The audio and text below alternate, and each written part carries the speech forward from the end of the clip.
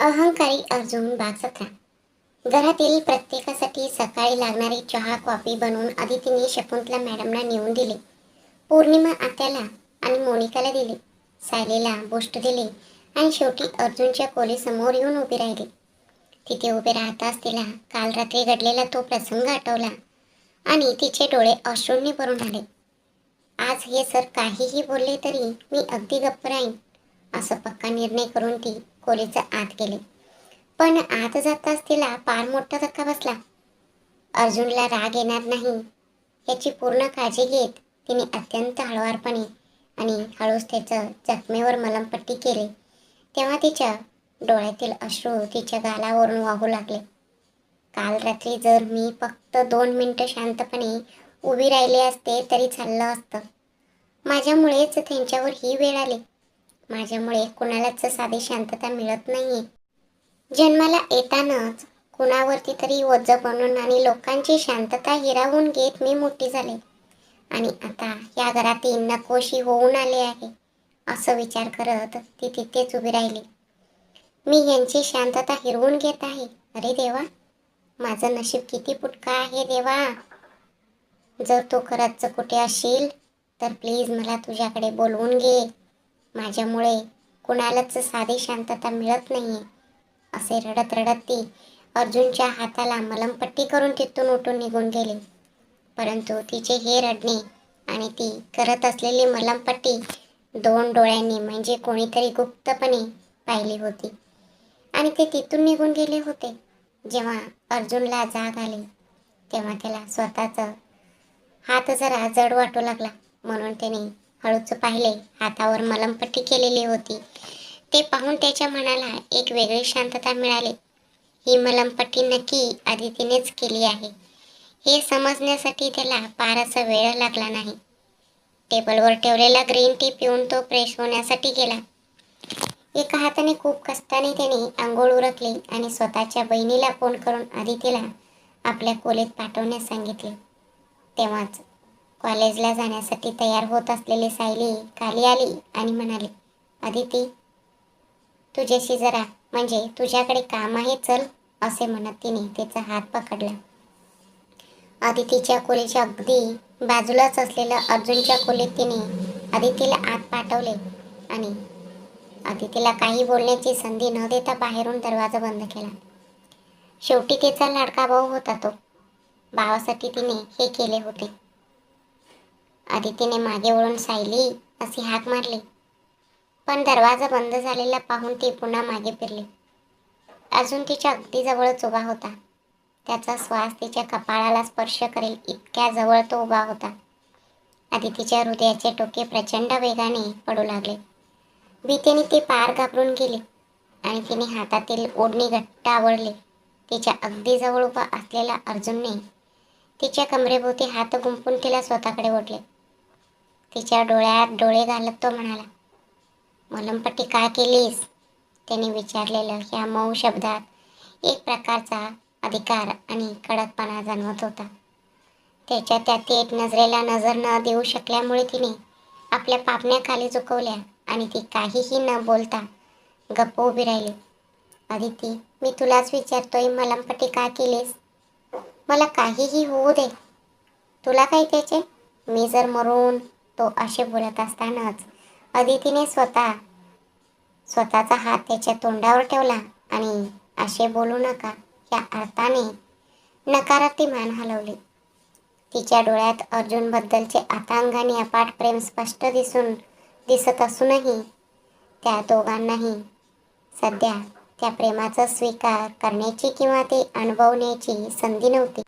अखेर स्वतःच्या भावनांसमोर हतबल झालेल्या अर्जुनने अदितीच्या नाजूक पोटांवर आपले ओठ टेकवले. अदितीलाही आधारासाठी एका प्रेमाच्या मिठीची खूप गरज होती. अर्जुनने हे असे वागणे तिला कुठेतरी मनातून खूप सुखावून गेले होते. तिचे हात स्वतःहून पुढे सरकले आणि तिने त्याच्या केसांमध्ये आपली बोटे गुंफली. अर्जुनने तिच्या कमरेभोवतीचा विळखा आणखी घट्ट केला आणि तिला स्वतःकडे आणखी ओढत ते चुंबन अधिक दीर्घ केले. तेव्हा तिचा श्वास कोंडू लागला. तेव्हा अदितीने स्वतःला सोडवण्यासाठी थोडी धडपड केली.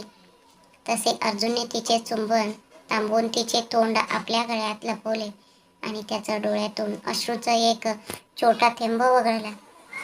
या मायलेकी जेव्हापासून या घरात आल्या आहेत तेव्हापासून घरातील शांतताच गायब झाली आहे. काहीही करून लवकरात लवकर माझ्या आईनेच स्वतःहून लग्न नको म्हणावे अशी काहीतरी व्यवस्था मला करावी लागेल. आणि हे सर्व झाल्यावर काही दिवसांनी मी अदितीवर मनापासून प्रेम करत असल्याचे सर्वांना सांगेन आणि तिच्याशीच पुन्हा एकदा रीतसर लग्न करेन असा विचार अर्जुनने मनातल्या मनात केला.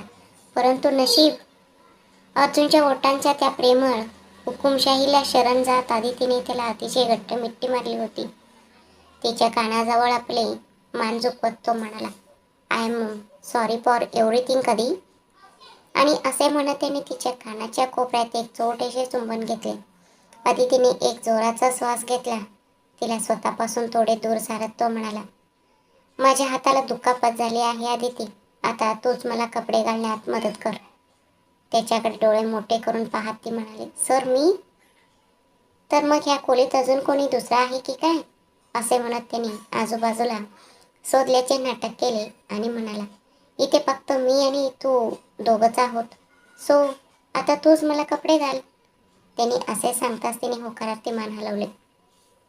तिने त्याचं वॉर्डरोबचे दार उघडले आणि विचारले, कोणते कपडे काढू सर? तुझ्या आवडीचे, तो म्हणाला. बऱ्याच दिवसांपासून तिच्या नजरेस पडणारा तो शर्ट, निळ्या रंगाचा सूट आणि त्यावर हलका निळ्या रंगाचा चेक्स असलेला शर्ट तिला खूप आवडला होता.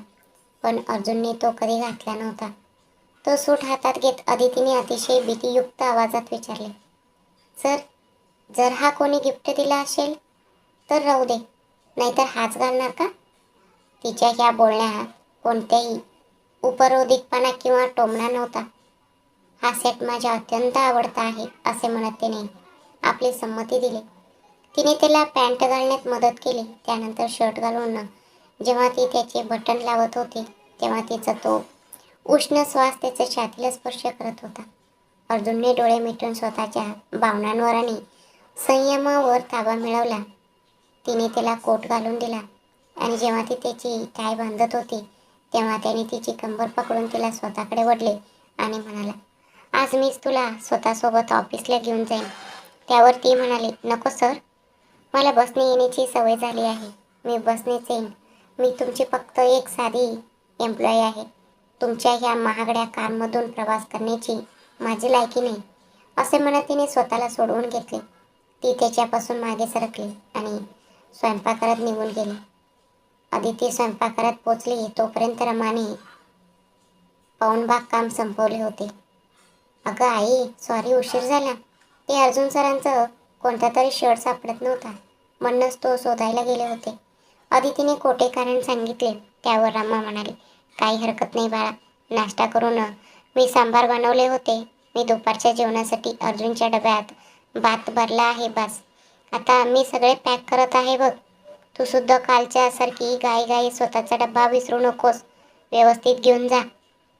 असे म्हणत तिने अदितीच्या हातातही तिचा डबा दिला. अर्जुन जेव्हा खाली नाश्ता करण्यासाठी आला तेव्हा सगळेजण येऊन टेबलवर बसले.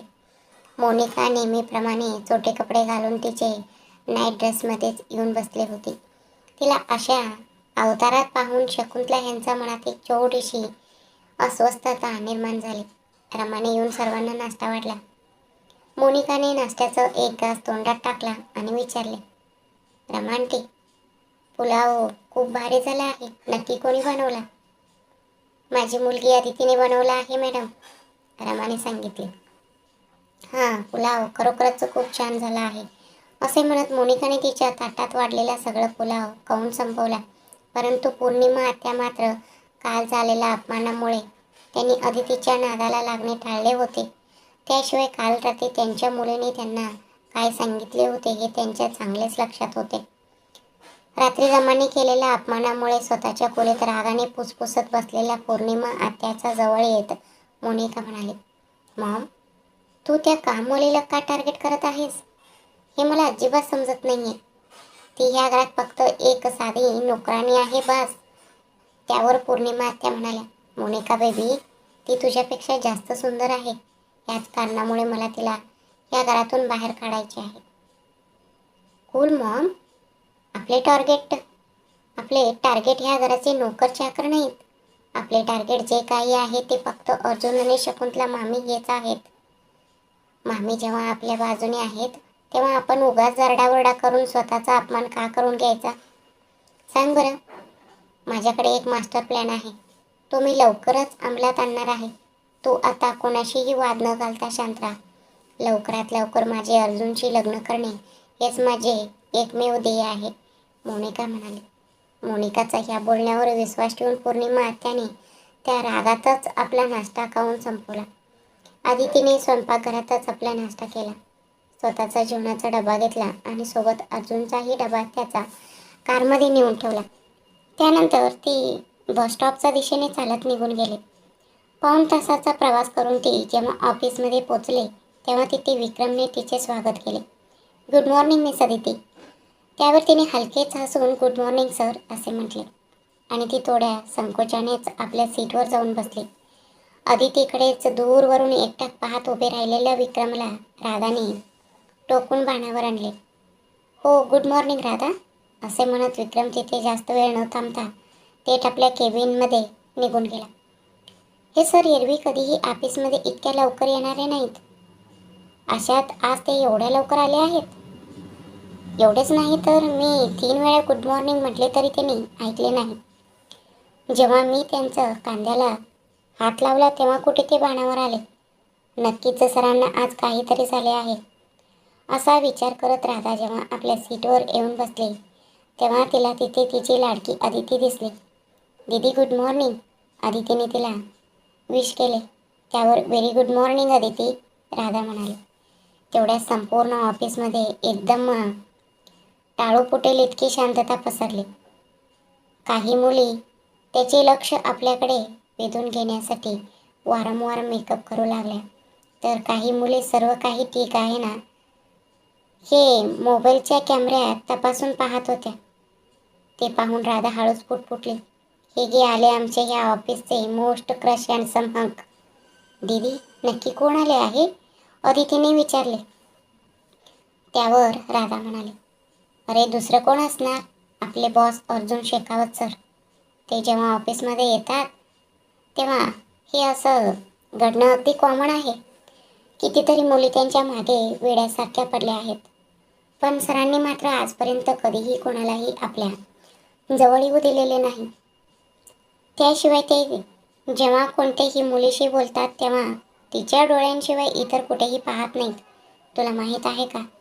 राधाच्या तोंडून अर्जुनबद्दलच्या ह्या अशा चांगल्या गोष्टी ऐकून अदितीचे मन आनंदाने फुलून गेले. अर्जुन आला आणि आपल्या केबिनमध्ये जाऊन खुर्चीवर बसला. तो मनातल्या मनात काहीतरी रागाच्या भरात स्वतःशीच बोलत होता. ती स्वतःला कोणी खूप मोठी त्रिपुर सुंदरी समजते की काय? ऑफिसमधील इतर सगळ्या मुली माझ्याकडे मला जणू गिळून टाकतील अशा नजरेने पाहत होत्या, पण हिने मात्र साधी एक वेळ सुद्धा माझ्याकडे वळून पाहिले नाही. असा विचार करत तो अदितीबद्दलचा विचार करत बसला होता. तेवढ्यात तिथल्या मॅनेजरने त्याच्याजवळ येऊन त्याला आजचे संपूर्ण शेड्यूल समजावून सांगितले आणि तो निघून गेला. मॅनेजर आल्यानंतर आणि गेल्यावर अर्जुनच्या डोक्यात एक जबरदस्त आयडिया आली. त्याने ऑफिसचं शिपायाला बोलवले आणि अदितीला आत बोलवायला सांगितले. डोर नॉक करून आय एम कमिंग सर अशी परवानगी घेऊन ते आत आले. तिला पाहताच अर्जुनने सर्वात आधी जे काम केले ते म्हणजे तिला बसायला सांगितले, कारण काल आपण तिला किती त्रास दिला होता याची त्याला पूर्ण आठवण होती. सर तुम्ही बोलवले होते का? तिने विचारले. हो अदिती, असे म्हणत त्याने इंटरकॅप उचलला आणि कोणाला तरी फोन लावून सांगितले, पुढच्या 5 मिनिटात माझ्या PA पोस्टसाठीचे अपॉइंटमेंट लेटर तयार करा आणि मला मेलवर पाठवून द्या. नाव मी स्वतः टाईप करून घेईन. हे सर्व ऐकल्यानंतर अदितीला वाटले की सरांनी कदाचित ते लेटर घेऊन दुसऱ्या कोणाला तरी देण्यासाठी तिला बोलवले असावे, म्हणूनच ती शांतपणे तिथेच बसून राहिली. अर्जुनने आपल्या टेबलाच्या ड्रावरमधून एक टॅब बाहेर काढला आणि अदिती इथे ये असे म्हणून तिला आपल्या अगदी जवळ उभे राहण्यासाठी बोलावले. ती उठली आणि एका आज्ञाधारक विद्यार्थ्यासारखी त्यांच्यात थोडे अंतर ठेवून शेजारी उभी राहिली. परंतु अर्जुन तिला सहज सोडणारा नव्हता. त्याने रिमोटच्या सहाय्याने आपल्या केबिनचा दरवाजा आतून लॉक केला आणि मोठ्या धैर्याने तिला ओढून थेट स्वतःच्या मांडीवर बसवून घेतले. त्याच्या ह्या अचानक केलेल्या कृतीने अदिती एका क्षणात थरथर कापली. सर, हे काय करताय तुम्ही? तिने तोत्रत विचारले. तिचे बोलणे ऐकून अर्जुनची पकड क्षणाक्षणाला आणखीनच घट्ट होत चालली होती. परंतु तिच्या शरीराला कुठेही वेदना होणार नाही याची तो पूर्ण काळजी घेत होता. अदिती, आजपासून पुढे तू माझी पीए म्हणून आपले काम कंटिन्यू ठेवणार आहेस. मलाही या कामासाठी आतापर्यंत कोणी योग्य व्यक्ती मिळत नव्हती. आता कशीही असली तरी तू मला बऱ्यापैकी चांगल्या प्रकारे समजून घेतले आहेस ना? सो, तो म्हणाला. सर, माझे शिक्षण फक्त BCom पर्यंत झाले आहे. मला तुमच्यासारखा मोठ्या माणसाची पीए बनण्याची साधी लायकी सुद्धा नाहीये सर, ते म्हणाले. परंतु अर्जुनने जर एखादा निर्णय घेतला तर तो आपला निर्णय कधी बदलणार होता का? हे बघा तिथे, क्वालिफिकेशन फक्त नावापुरते महत्त्वाचे असते बास. आणि तू सुद्धा हे काम अगदी उत्तम प्रकारे सांभाळशील असा पूर्ण विश्वास मला तुझ्यावर आहे. जर समजा चुकून काही चूक झालीच तर मी स्वतः तुला ती चूक सुधारून काम शिकवेन. आजवर जे काही मुले ह्या कामासाठी आली ती इथे जास्त दिवस टिकू शकली नाहीत आणि मुली जर माझ्या जवळ आल्या तर मला खूप मनस्ताप व्हायचा. त्या फक्त माझे लक्ष वेधून घेण्यासाठी चेहऱ्यावर सेंटीमीटर जाडीचं मेकअप लावून आणि सेंट अंगावर वतून जणू त्यात आंघोळ करूनच ऑफिसमध्ये यायच्या. म्हणूनच मी पीएचे काम मॅनेजरकडे सोपवून दिले होते आणि दिवसभर मी स्वतःच सगळं मॅनेज करत होतो. पण आता तू आहेस ना, सो हा टॅब घेऊन जा आणि मॅनेजरकडून ह्यावर नक्की कसं काम करायचं असतं हे नीट समजून घे, तो म्हणाला. नोकरी देणाऱ्या बॉसने जे काही सांगितले आहे त्यावर फक्त होकारार्थी मान हलवणे एवढेच तिच्या हातात होते. म्हणून तिने पुढे काहीही न बोलता फक्त ठीक आहे सर असे म्हटले. That's like a good girl असे म्हणत अर्जुनने आपल्या गाल तिच्या गालावर घासून मऊवर स्पर्श केला आणि तिच्या कानाच्या कोपऱ्यात एक छोटेसे चुंबन घेतले. त्याच्या ह्या स्पर्शाने अदिती आतून फार शहारून गेली, पण ती काहीच बोलू शकली नाही. तिकडे घरात पौर्णिमा आत्या आणि मोनिका आपल्या खोलीत बसून एक भयानक मास्टर प्लॅन करत होत्या. कसंही करून हे लग्न लवकरात लवकर उरकून घ्यायचं हाच त्यांचा उद्देश होता. म्हणूनच त्यांच्या मार्गात सर्वात मोठा अडथळा ठरणाऱ्या शकुंतला यांना काहीतरी करून अद्दल घडवायची आणि त्यांना कायमचे आजारी पाडून ठेवायचे. मग त्यांचा ह्याच आजारपणाचा गैरफायदा घेत अर्जुनचे लग्न उरकून घ्यायचे हाच तो प्लॅन होता. परंतु वाईट माणसांना देव सुरुवातीला नक्कीच साथ देतो, पण शेवटी मात्र त्यांची साथ पूर्णपणे सोडून देतो ही जुनी म्हण त्या दोघी जणू पूर्णपणे विसरल्या होत्या. त्या दोघी काहीही करत पण त्यांच्या ह्या कुटील कारस्थानाला बळी पाडत शकुंतला यांना कायम स्वरूपी बेडवर झोपण्यासाठी त्या कोणाच्याही बळी घ्यायला तयार होत्या. मोनिकाने कोणाला तरी फोन लावला आणि विचारले, मी सांगितलेलं काम कुठंपर्यंत आलं? मॅडम, तुम्ही सांगितल्याप्रमाणे माझं काम पूर्ण झालं आहे. आता पुढे फक्त तुम्ही सोपवलेलं काम करायचं बाकी आहे, असे समोरच्या माणसांनी सांगताच मोनिका अत्यंत आनंदी झाली आणि तिने राक्षसी हास्य केले. दुसरीकडे मॅनेजरच्या केबिनमध्ये आलेल्या अदितीने सर म्हणत आत येण्याची परवानगी मागितली. अर्जुनने आधीच फोन करून सर्व काही कळवले असल्यामुळे मॅनेजरने अदितीला त्या टॅबमध्ये नक्की कसं काम करायचं असतं आणि मीटिंग कशा शेड्यूल कसं करायचं हे अगदी सविस्तर समजावून सांगितले.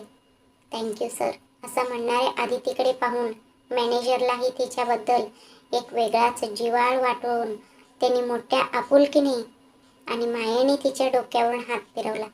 काम नीट समजून घेतल्यानंतर पुन्हा एकदा थँक्यू सर असे म्हणून अदिती तिथून निघून गेली. ती पुन्हा अर्जुनच्या केबिनमध्ये आली आणि म्हणाली, सर, मॅनेजर सरांनी मला सगळं काम व्यवस्थित शिकवलं आहे. त्यावर अर्जुन म्हणाला, ठीक आहे, मग आजच्या दिवसाचं सगळं नियोजन मी स्वतः पाहतो. तू आज तुझं डेटा एंट्रीचं राहिलेलं काम पूर्ण करून घे आणि उद्यापासून माझा पीएच्या कामावर जॉईन हो, असे सांगत त्याने तिच्या हातात पीएचे अपॉइंटमेंट लेटर सोपवले. जेव्हा ती हे लेटर घेऊन आपल्या सीटवर येऊन बसली तेव्हा तिची ती अवस्था पाहून राधाने विचारले, काय आहे ग ते अदिती? त्यावर अदिती म्हणाले, दीदी, सरांनी मला त्यांच्या पीए पोस्टचं अपॉइंटमेंट लेटर दिलं आहे. ते म्हणाले की आज तुझं डेटा एंट्रीचं काम संपवून घे आणि उद्यापासून अधिकृतपणे पीए म्हणून कामाला सुरुवात कर. राधाला मनापासून अदितीसाठी खूप आनंद झाला होता. अभिनंदन ग अदिती, असे म्हणत राधाने तिला अगदी मनापासून शुभेच्छा दिल्या. तिच्या ह्या कौतुकावर अदितीने चेहऱ्यावर एक छोटेसे हसू आणून उत्तर दिले. त्या दोघींनी आपले सकाळचे काम संपवले आणि दुपारच्या जेवणासाठी त्या कॅन्टीनच्या दिशेने गेल्या. तिला जुन्या प्रसंग आठवून चिडवत राधा म्हणाली, अदिती, मला वाटलं आज पण तू वॉशरूममध्ये स्वतःला बंद करून घेशील की काय? मग अदिती म्हणाली, दीदी, काल मी खूप घाईघाईत आले होते, त्यामुळे जेवणाचा डबा आणायला विसरले होते. पण रोज रोज असं करून कसं चालेल? हे घ्या, मी स्वतः बनवलेलं पुलाव, असे म्हणत तिने डबा राधासमोर केला. पुलावाचा एक चमचा तोंडात टाकताच राधाला अदितीच्या हाताची चव खूप आवडली. तिने अगदी मनापासून पुलावाचे कौतुक केले. तिने स्वतः आणलेली अर्धी चपाती अदितीला दिली आणि अदितीचा अर्धा पुलाव स्वतः घेतला. हे सगळे आपल्या केबिनमधील सीसीटीव्ही कॅमेऱ्यात पाहणाऱ्या अर्जुनच्या मनात खूप दिलासा मिळाला. कारण अदितीच्या चेहऱ्यावर आता एक सुंदर हसू होते. घरी असताना ती जणू हसणेच विसरण्यासारखी वागते, पण किमान येते ऑफिसमध्ये तरी ती आनंदात आहे, असं विचार करून अर्जुनचेही समाधान झाले. अदिती जेवण संपवून पुन्हा आपल्या जागेवर येऊन काम करू लागली. तितक्यात तिला बॉसकडून पुन्हा एकदा बोलवणे आले. राधा दीदी, आता काय विचार करेल ह्या भीतीने तिने राधाकडे पाहिले. तेव्हा राधा अदितीकडे पाहून हसत म्हणाली, जावा मॅडम, उशीर झाला तर सर ओरडतील. हे ऐकून अदिती गुपचूप त्याच्या केबिनकडे गेली. सर, मी आत येऊ का? अशी परवानगी घेऊन ती आत आली. ती आत आल्यावर अर्जुनने लॅपटॉपवरून आपले लक्ष हटवले आणि म्हणाला, मिस अदिती, मला जेवण वाढा. हे ऐकून ती त्याच्याकडे पाहतच राहिली आणि म्हणाली, सर, तुम्ही अजून जेवला नाहीत का? वेळ तर आधीच दुपारी 3 वाजून गेली आहे. हां, वेळ 3 वाजली आहे हे मला माहीत आहे, पण माझ्या पीएला ते माहीत नाही आहे का? अर्जुन म्हणाला, सर, तुम्हीच तर म्हणालात ना की उद्यापासून पीए म्हणून काम सुरू कर, म्हणूनच मी आले नाही. आता या आणि जेवून घ्या, असे म्हणत ती त्याच्या केबिनला लागूनच असलेल्या छोट्या किचनमध्ये गेली. तिथे सकाळी पॅक करून आणलेला डबा आणि प्लेट घेऊन ती बाहेर आली. तिने जेवण वाढले आणि म्हणाले, सर या जेवायला. जेवायला बसलेला अर्जुन म्हणाला, मी तुला पीएचे काम उद्यापासून करायला सांगितले होते, पण मला जेवण वाढणे हे तुझ्या पीएच्या कामात येते का अदिती? मला वाटले होते की हे तुझे कर्तव्य आहे. त्याचे हे बोलणे ऐकून ती एकदम शांत झाली. सॉरी सर, उद्यापासून माझ्याकडून अशी चूक होणार नाही. मी कर्तव्य आणि काम ह्या दोन्ही गोष्टी व्यवस्थित सांभाळेन. तिचे हे उत्तर ऐकून अर्जुनचे मन भरून आले. त्याला सतत हीच भीती होती की ती कधी उलटून बोलेल. तो जेवत असतानाच त्याने अचानक अदितीला वळून स्वतःच्या मांडीवर बसवून घेतले. अदिती घाबरली आणि म्हणाली, सर. तितक्यात त्याने जेवणाचा एक घास तिच्या तोंडात भरून तिची बोलतीच बंद केली. सर, माझं जेवण झालं आहे, तुम्ही करा. तोंडातला घास गिळून ती म्हणाली, हा झाला ना, आता मी जेवेपर्यंत असेच बसून राहा, असे म्हणत त्याने तिला स्वतःकडे आणखी घट्ट वळून धरले. अर्जुनच्या हात अदितीच्या कमरेभोवती गुंफलेला असल्यामुळे तिच्या अंगावर शहारे येत होते. तरीही त्याने व्यवस्थित जेवण करावे ह्याच विचाराने ती काहीही न बोलता शांतपणे त्याच्या मांडीवर बसून राहिली. अर्जुनचे जेवण झाल्यानंतर, सर, आता तरी मी उठू का? तिने अत्यंत हळू आवाजात विचारले. तिच्या खांद्यावर एक छोटेसे चुंबन घेत तो म्हणाला, बघ, आज मला जीवन खरं समाधान मिळालं. आणि त्याने तिला उठायला सांगितले. रोज मला अशाच प्रकारे जेवण आणून देत जा. अर्जुनने हक्काने सांगितले. त्यावर ती आश्चर्याने म्हणाली, मी? नाही, तू नाही, ऑफिसमधील बाकीच्या सगळ्या मुली रोज एक एक करून येतील आणि माझ्या मांडीवर बसतील. अर्जुनने अगदी गंभीर चेहऱ्याने तिची फिरकी घेतली. अदितीला त्याचे हे बोलणे पटणे शक्यच नव्हते, त्यामुळे ती हळूच हसली. तिचे ते दुर्मिळ हसू पाहून अर्जुन काही क्षणांसाठी स्वतःलाच पूर्णपणे विसरून गेला. तेवढ्यात रिसेप्शनिस्टचा फोन आला तसा तो बाणावर आला आणि त्याने अदितीला बाहेर पाठवले. अर्जुनच्या त्या एका बोलण्याने आपला श्वास रोखून धरलेली अदिती तिथून तातडीने पळाली. ती आपल्या सीटवर येऊन बसली. तिने स्वतःचा श्वास नॉर्मल केला आणि पुन्हा आपल्या कामात मग्न झाले. दुसरीकडे सायली आणि सुनील हे दोघे एकमेकांशी फार असे बोलत नसले तरी त्यांच्यात नजरानजर नक्कीच होत असायची. त्या दिवशी लायब्ररीमध्ये कोणते तरी पुस्तक घेण्यासाठी ती आली होती. तिला पुस्तक मिळाले खरे, परंतु लायब्ररीतून घरी नेण्यासाठी परवानगी असलेली आधीच दोन्ही पुस्तके ती आधीच घेऊन गेली होती आणि ती घरीच ठेवून विसरली होती. शेवटच्या परीक्षेच्या दिवशी पेपर लिहून झाल्यावर ती पुस्तके परत करू असा विचार तिने केला होता. पण आज आलेला लेक्चरर सरांनी काही पुस्तकांची नावे सांगून ती संदर्भ म्हणून वाचायला सांगितली होती. जर सकाळची किंवा दुपारची वेळ असती तर तिने कदाचित तिथेच बसून पुस्तकातील महत्त्वाचे मुद्दे लिहून काढले असते. परंतु आता आधीच संध्याकाळचे 4 वाजले होते.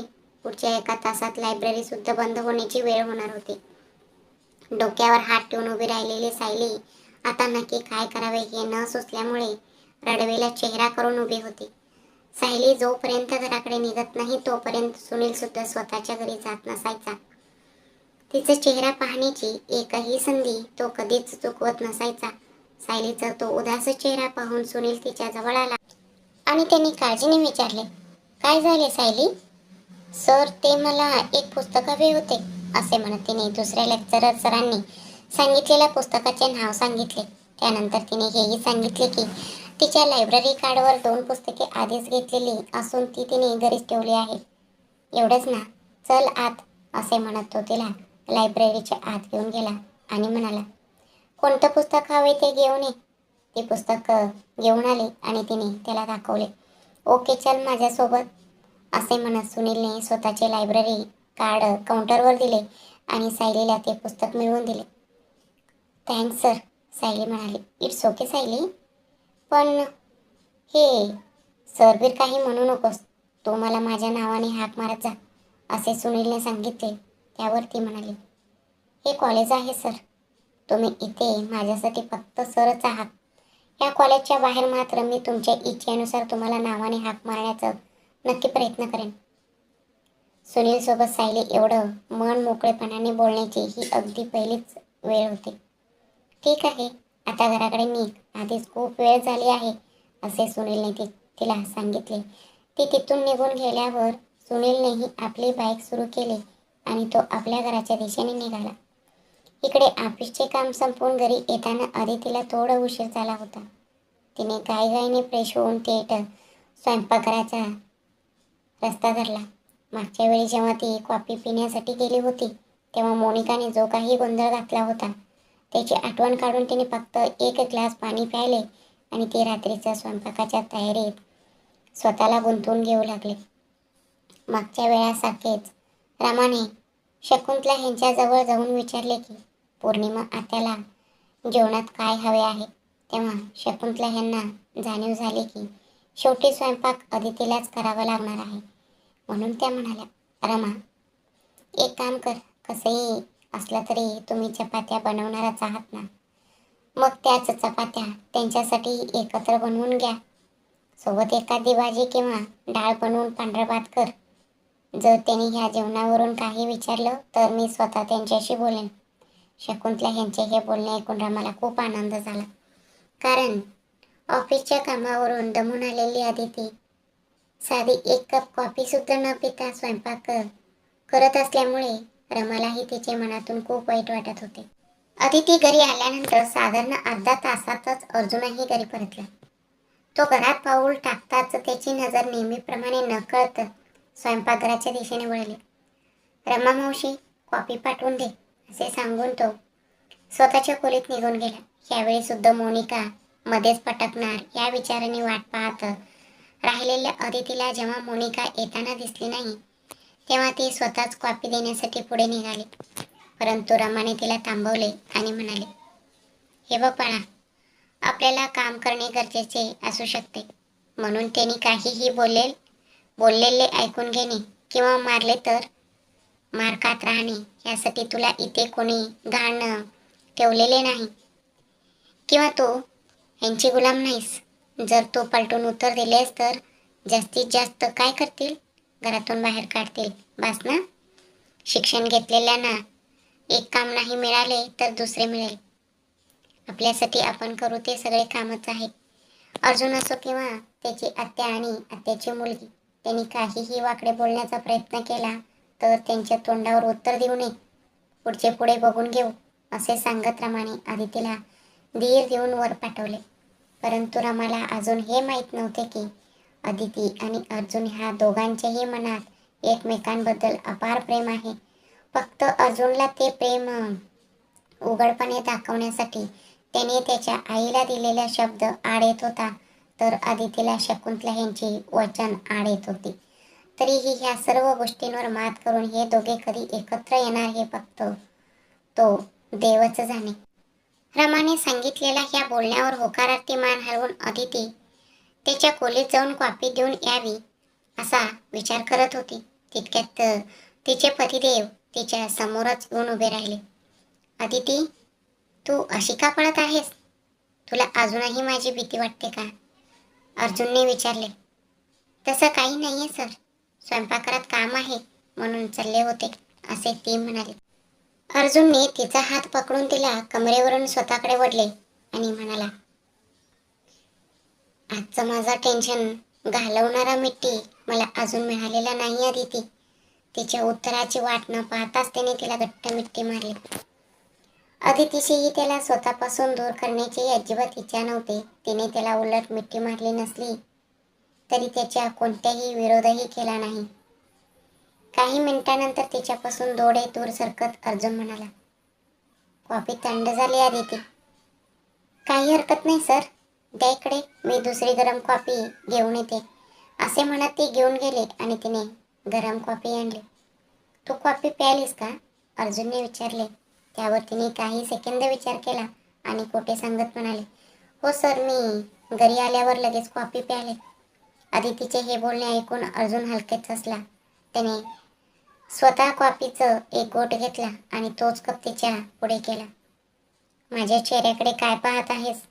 घे कॉफी पी, अर्जुन म्हणाला. ती फक्त त्याच्याकडेच पाहत राहिली. तिने कॉफीचं कपाला हात लावला नाही. घे ना अदिती, मला कोणताही आजार झालेला नाही, अर्जुनने गंभीर चेहऱ्याने सांगताच तिने गुपचूप कप हातात घेतला आणि ती कॉफी प्यायली. यापुढे जेव्हा तू माझ्या खोलीत कॉफी घेऊन येशील तेव्हा थोड्या मोठ्या कपातून आणत जा. आपण दोघं एकत्र मिळून पिऊ शकतो, अर्जुनने असे सांगताच अदिती काहीही न बोलता अगदी शांत राहिली. तिचे हे मौन अर्जुनला सहन झाले नाही. त्याने तिचा हात पकडला आणि गॅलरीतील झोपाळ्यावर तिला नेऊन बसवले. तसेच तो स्वतःही तिच्या शेजारी बसला.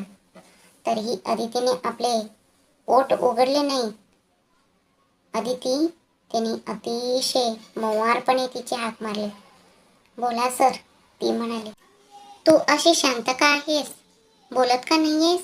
त्या दिवशी तुझ्या कांचिलात भडकावणे ही माझी चूक होती, पण तरीही तू जे काही बोलली होतीस त्यामुळे शांत माणसालाही प्रचंड राग येईल, पण तरीही मला माफ कर ग. ऑफिसमध्ये तरी माझ्याशी बोलत जा. मला तुझ्या हा असा सुकलेला चेहरा आणि हे मौन दोन्ही गोष्टी अजिबात सहन होत नाहीयेत. अर्जुनने अगदी केविलवाण्या स्वरात तिची विनवणी केली. मी नक्की काय बोलू सर? सुरुवातीला तुम्ही रागाने मला नेहमी अपशकुनी म्हणून हिनवायचे. मी जेव्हा घराबाहेर पडत असतो तेव्हा तुझा हा अपशकुनी चेहरा मला दाखवू नकोस असे तुम्ही मला तोंडावर सांगायचे. घरात जेव्हा कोणी नसायचे तेव्हा माझ्यावर खूप जास्त प्रेम दाखवले. शकुंतला मॅडम यांच्याशी बोलून किंवा तुमच्या आत्याच्या मुलीशी बोलून आणि तिच्यासोबत होणारं लग्न मी थांबवेन असं तुम्ही म्हणालात. मला छान छान कपडे घेऊन दिलेत. हे सर्व केल्यानंतर त्या दिवशी तुम्ही सायलीला काय म्हणालात? तिसऱ्या व्यक्तीसमोर आपल्या घराविषयी बोलणं मला अजिबात आवडत नाही असं म्हणालात ना? मग मी विचारते, मी जे काही सांगितले होते ते तुम्ही केले तरी कशासाठी सर? आता तुमची आत्या आणि त्यांची मुलगी इथे आल्यानंतर जेव्हा तुमच्या तो शर्ट जाळला तेव्हा ज्या मुलीने आजवर साधे एक रुमाल सुद्धा कधी जाळली नाही तिने तुमचा शर्ट जाळला असा संशय घेऊन तुम्ही मला पुन्हा ओरडलात आणि मारलात. तुम्ही जेव्हा मारले तेव्हा माझ्या शरीराला खूप वेदना झाल्या होत्या सर. पण तुमचे ते शब्द तलवारीपेक्षाही जास्त धारदार होते सर. त्या दिवशी जेव्हा आपण वकीलच्या ऑफिसमध्ये गेलो होतो तेव्हा तुम्ही मला घरी न नेता तुमच्या फार्म हाऊसवर घेऊन गेलात. तिथे आपण दोघांनी मनातील सर्व गोष्टी मोकळेपणाने बोलून दाखवल्या होत्या. एवढं सगळं होऊनही मी खरोखरच चूक केली आहे की नाही याचा तुम्ही एकदा तरी विचार करायला हवा होता सर. तो शर्ट तुमच्या वडिलांनी तुम्हाला शेवटच्या वेळी घेऊन दिलेला होता हे मला कसं माहीत असणार? सांगा बरं. शिवाय तुमच्या ऑफिसचा नेहमीच्या कपड्यांमध्ये तो शर्ट कधीच नव्हता सर. मग तो अचानक तिथे कसं काय आला? तिने थेट प्रश्न विचारला. आत्ता कुठे अर्जुनलाही जाणीव झाली की तिच्या बोलण्यात खरोखरच खूप मोठा पॉइंट आहे. तिच्या चेहऱ्याकडे पाहत अदिती म्हणजे काय असे म्हणत तो पुढे काहीतरी बोलणार तितक्यात त्याला थांबवत अदिती म्हणाली, आता त्या सर्व गोष्टी शोधत बसण्यात काहीच अर्थ नाही सर. जे झाले ते होऊन गेले. मला आता ह्या दुटप्पी मानसिकतेत आयुष्य जगणे शक्य नाहीये सर.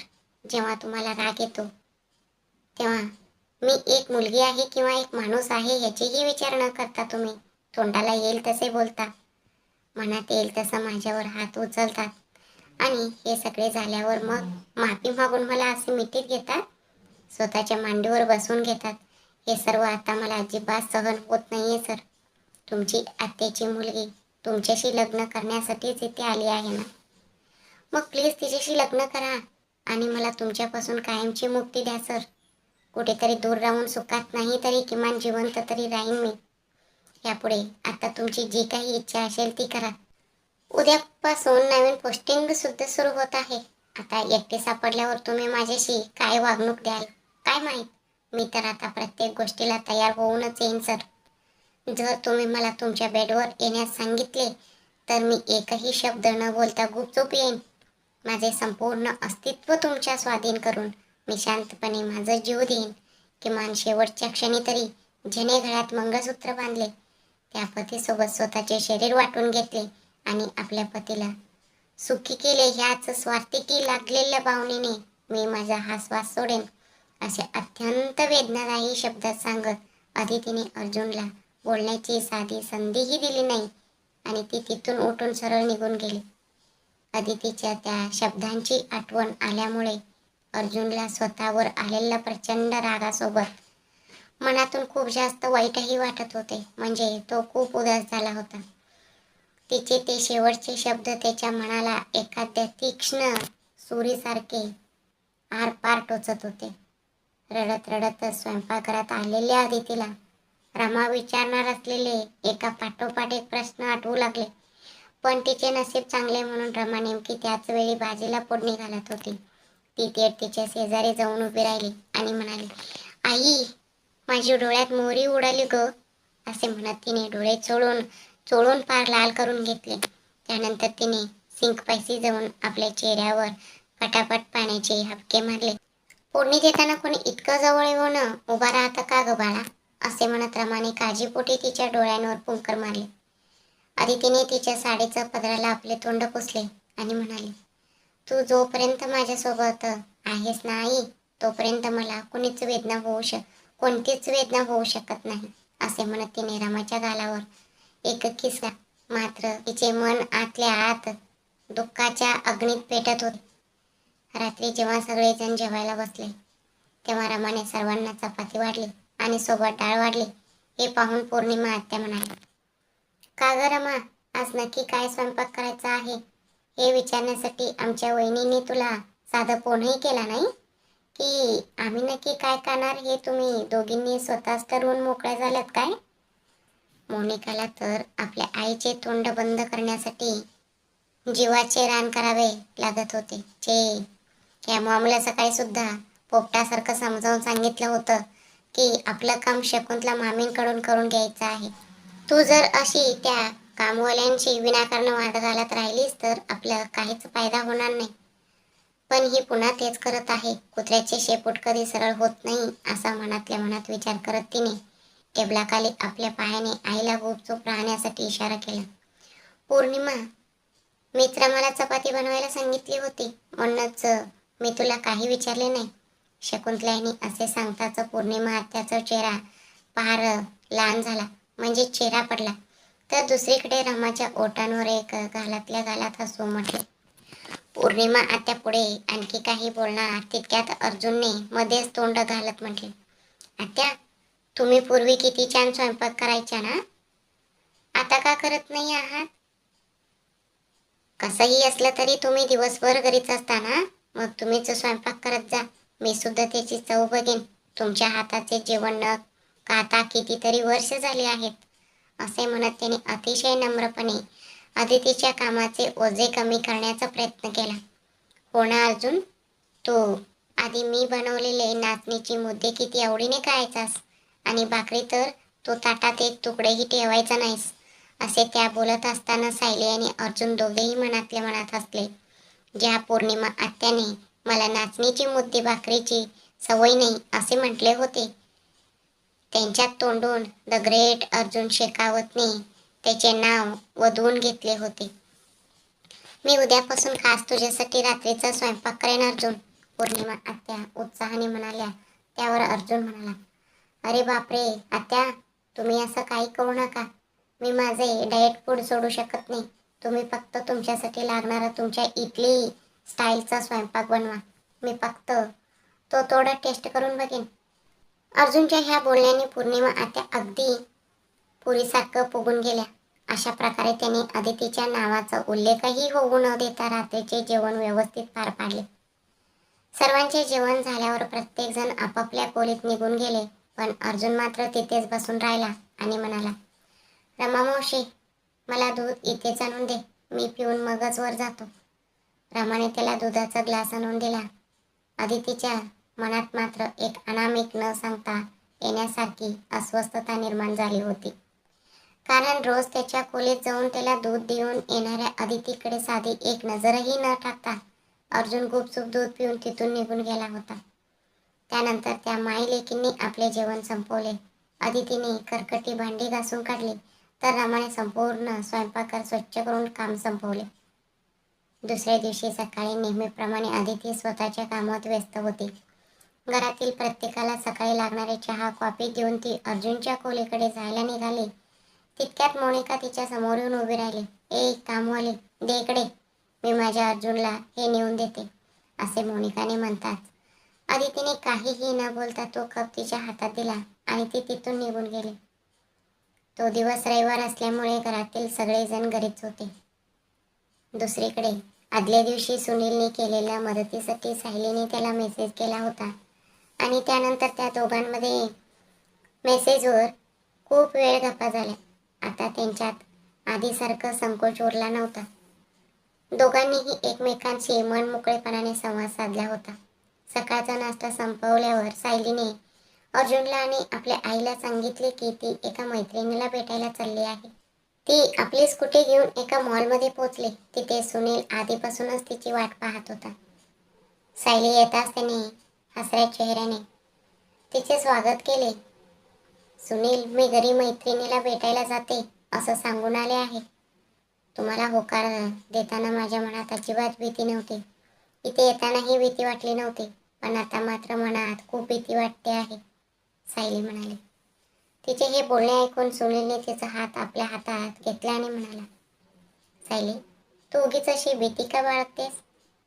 आपण दोघं भविष्यात लग्नच करणार आहोत ना, आणि तुझ्या भावानेच जेव्हा ह्या गोष्टीला परवानगी दिली आहे, तेव्हा आपण दोघांनी मिळून एक मूवी पाहण्यात, थोडा वेळ एकत्र बसून गप्पा मारण्यात आणि एकमेकांना समजून घेण्यात काहीच चूक नाही सायली.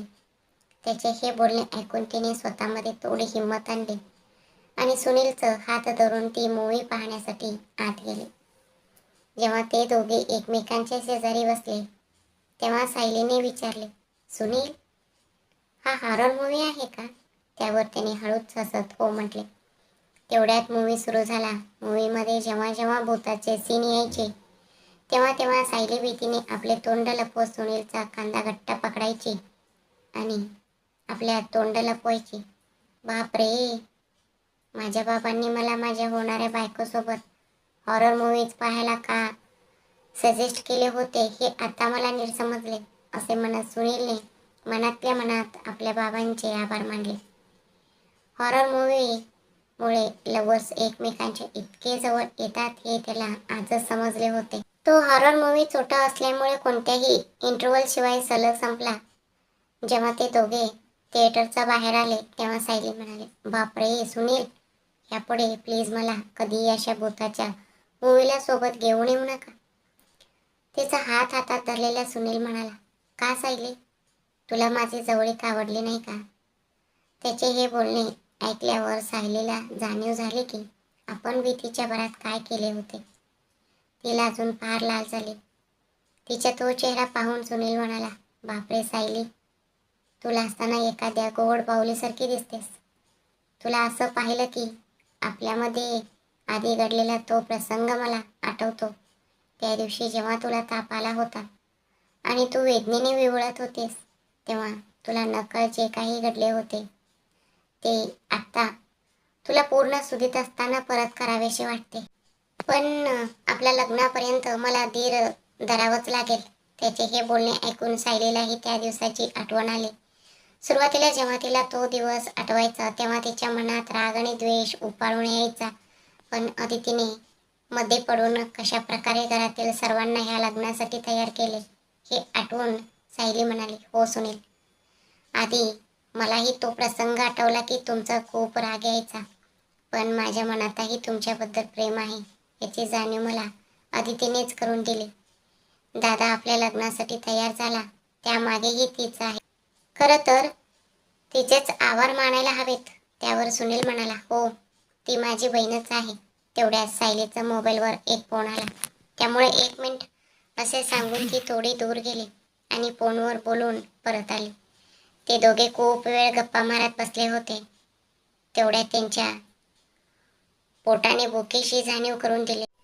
सायली, चल जेवण करूया, असे म्हणत त्या दोघांनी मॉलमध्येच आपले जेवण उरकले. तोपर्यंत संध्याकाळचे 4 वाजून गेले होते. सुनील, आजचा माझा दिवस तुम्ही खूप छान बनवलात, थँक्यू, असे ती म्हणाली.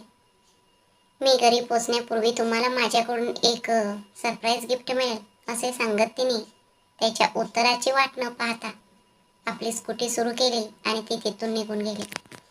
सायली निघून गेल्यावर अचानक काही गुंडांनी सुनीलच्या गाडीला आडवे मारले. काय रे पोरा, तुला आमची सायली मॅडम पाहिजे होय? एका निष्पाप मुलीला स्वतःच्या प्रेमाच्या जाळ्यात ओढून तिचे पैसे लोटायचा प्लॅन केला आहेस का काय? जर तुझ्या डोक्यात असं काही विचार असेल तर तो आधी डोक्यातून काढून टाक, असे म्हणत त्या गुंडाने सुनीलला अगदी मनसोक्त जोडपून काढले. ए चल रे, खूप झालं, तो गुंड असे म्हणेपर्यंत दुसरा गुंड म्हणाला, हे बघ, आधीच आमचे अर्जुन शेखावतीने आपल्याला पैसे पाठवले आहेत. त्यांच्या बहिणीने मला हा मुलगा आवडत नाही असे म्हटल्यामुळे ते तिच्यासाठी काहीही करायला तयार आहेत, असे त्याने सुनीलला ऐकू जाईल अशा मोठ्या आवाजात सांगितले आणि ते गुंड तिथून पळून गेले. सुनील मनातून खूप खचला होता. सायलीने आत्ताच जाताना ज्या गिफ्टबद्दल सांगितले होते ते हेच होते का, असं विचार करत त्याने खूप कष्टाने आपली बाईक सुरू केली. तो जवळच्या एका हॉस्पिटलमध्ये गेला. समोर अचानक कुत्रा आला. त्याला वाचवण्याच्या नादात मी बाईकवरून पडलो, असे खोटे कारण सांगून त्याने आपल्या जखमांवर मलमपट्टी करून घेतली आणि तो घराकडे निघाला. जर गुंडांनी मारले असे सांगितले असते तर पोलीस केस झाली असती, हीच भीती मनात असल्यामुळे त्याने घरच्यांना खोटे सांगितले होते. पण मग हे काम खरोखरच अर्जुननेच घडवून आणले होते का? सायलीला सुनील खरंच आवडत नव्हता का?